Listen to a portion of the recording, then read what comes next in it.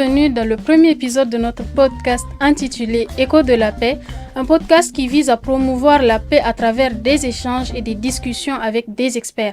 Moi, c'est Dira Atunomo Dalamso, je suis la présentatrice de l'émission et aujourd'hui, j'ai l'honneur d'avoir avec moi comme invité M. Moulay, le chef de programmation de prévention de la radicalisation et de la lutte contre l'extrémisme.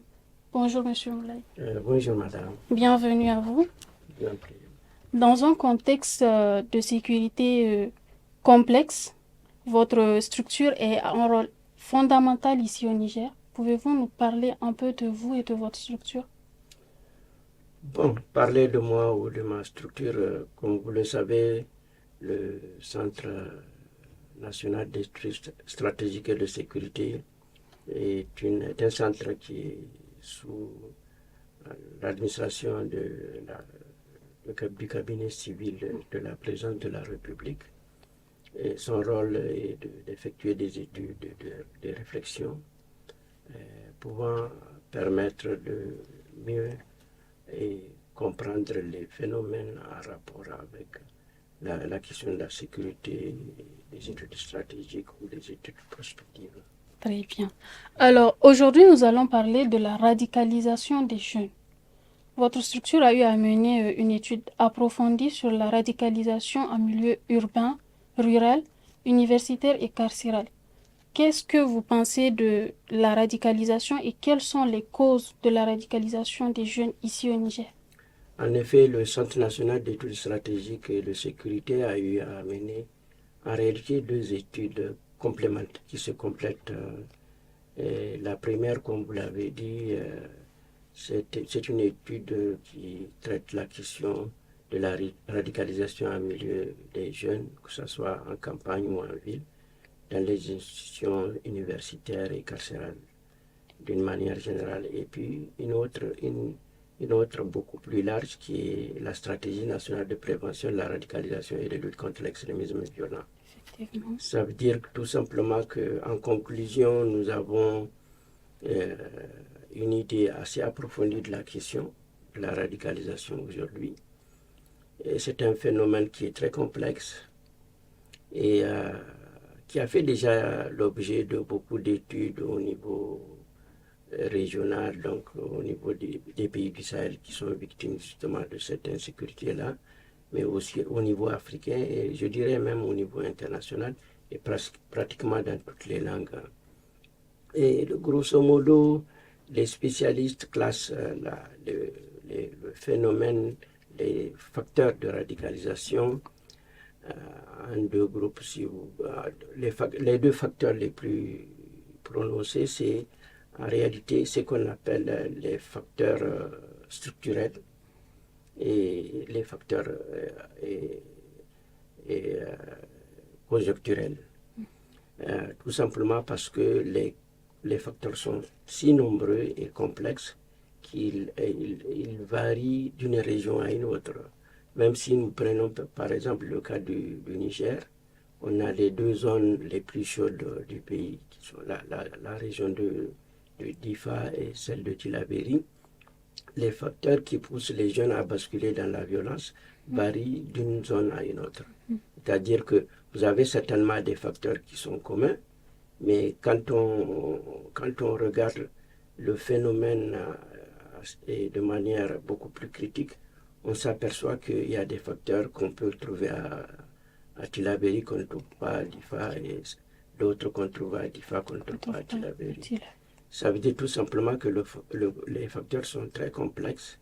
Donc, ce qui fait que les spécialistes, pour simplifier la vision, on a pensé qu'il serait beaucoup plus simple de les appeler des facteurs structurels et des facteurs conjoncturels. Et naturellement, ça veut dire que chaque appellation nécessite des études assez approfondies pour voir exactement quelles sont les causes réelles à l'interne. Disons que vous avez les facteurs, dans les facteurs conjoncturels, vous avez aussi ce qu'on appelle il y a d'autres facteurs qui interviennent, c'est-à-dire les facteurs endogènes. Et il y a aussi, vous avez des facteurs exogènes. Et par rapport à la crise du Sahel, par exemple, souvent on retrouve dans les études, par exemple, le facteur déclencheur de la crise, qui est en fait l'aventure de l'OTAN en Libye, d'une manière générale. Mais cela ne veut pas dire que ça suffit largement pour comprendre le phénomène, parce que c'est vrai que la crise libyenne a déclenché le côté militaire, mais c'est qu'il y avait un terreau fertile qui était déjà là, qui sont liés plutôt aux facteurs structurels. Et voilà, donc grosso modo, c'est qu'on peut dire par rapport aux facteurs. Mais si on doit en discuter, ça doit nous prendre beaucoup de temps. Alors, merci, M. Moulay. On est d'accord que les répercussions de ce phénomène ne touchent pas uniquement les personnes qui s'y engagent, ça touche aussi toute la société. Quelles sont selon vous les conséquences de la radicalisation sur les jeunes et sur la société? Vous savez, je rappelle toujours qu'il y a eu beaucoup d'études qui ont été réalisées dans le domaine. En fait, les jeunes, ils sont acteurs et victimes. Et à partir de là, l'action des jeunes entraîne toute la société, parce que ça installe la société dans un climat d'insécurité. Et quand il y a insécurité, il y a instabilité. Et quand il y a instabilité, il est difficile d'imaginer un développement quelconque dans un pays. Exactement. Ce qui fait que les États, d'une manière générale, pas seulement le Niger, tous les États de la sous-région ont pris conscience de la nécessité de se pencher sur comment est-ce qu'il faut s'attaquer au phénomène, à défaut de l'éradiquer, comment atténuer un peu le point négatif du phénomène. En fait, si vous voulez, le facteur le plus important qui est structurel, c'est la question de l'éducation, qui commence d'abord par la cellule familiale. C'est un domaine qui est très compliqué, très complexe, mais tant que les États ne se penchent pas sur cette question-là, ça va être très difficile de commencer même à s'attaquer au phénomène. Vous avez ensuite la question de l'école. C'est la famille qui prépare l'enfant à l'école.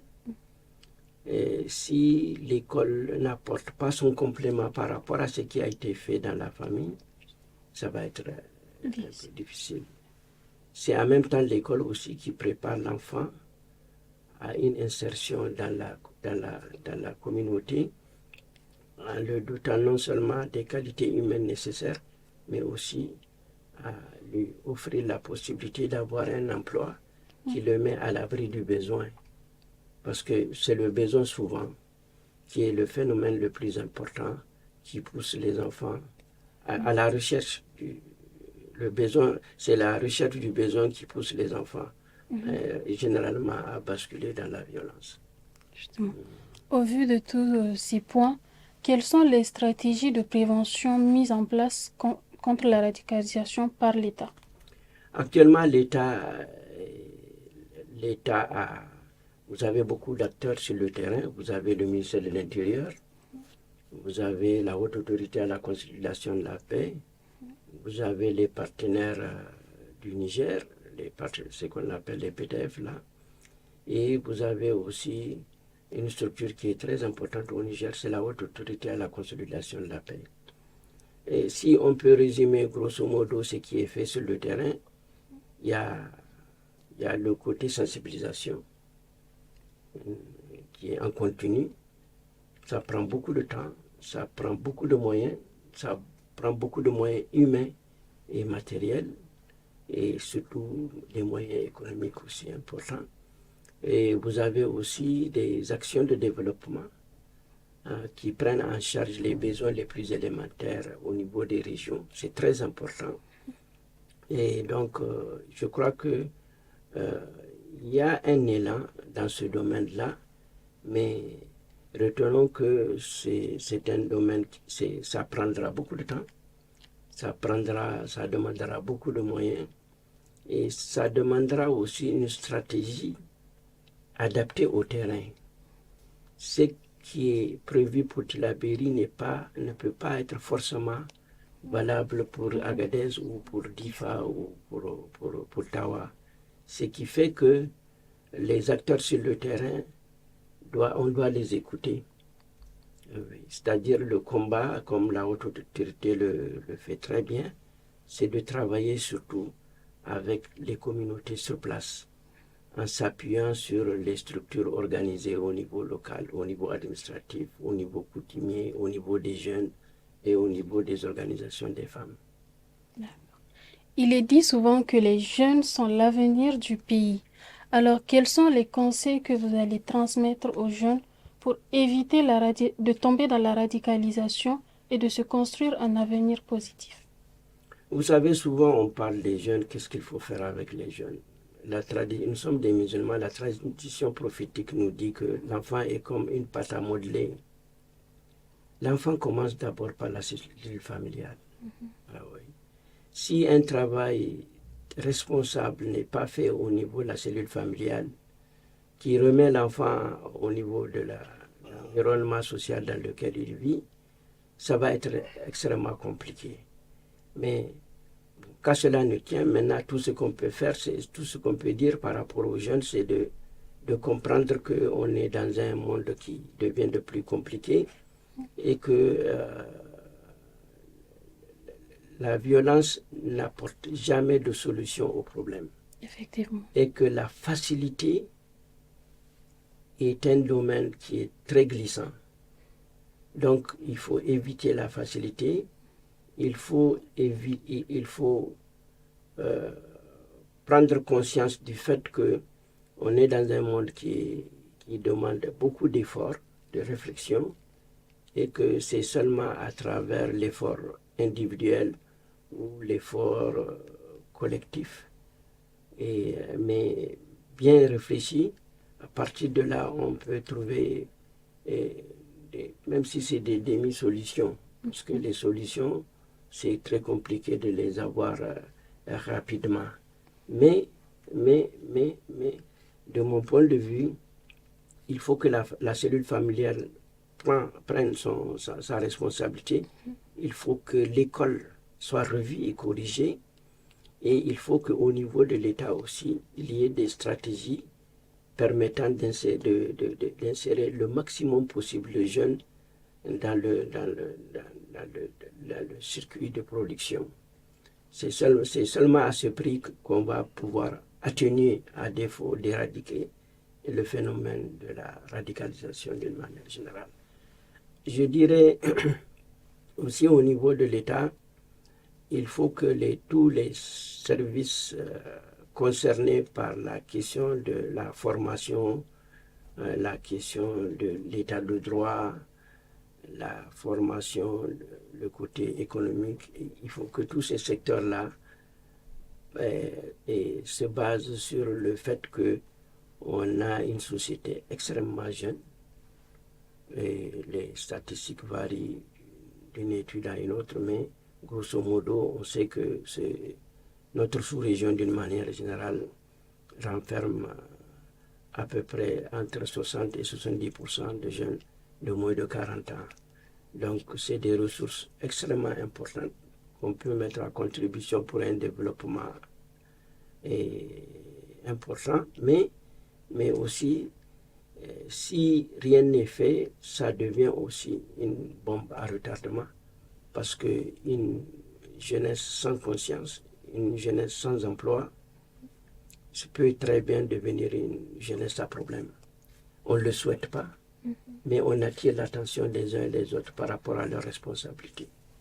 D'accord. Merci beaucoup, M. Moulay, pour cette intervention très enrichissante.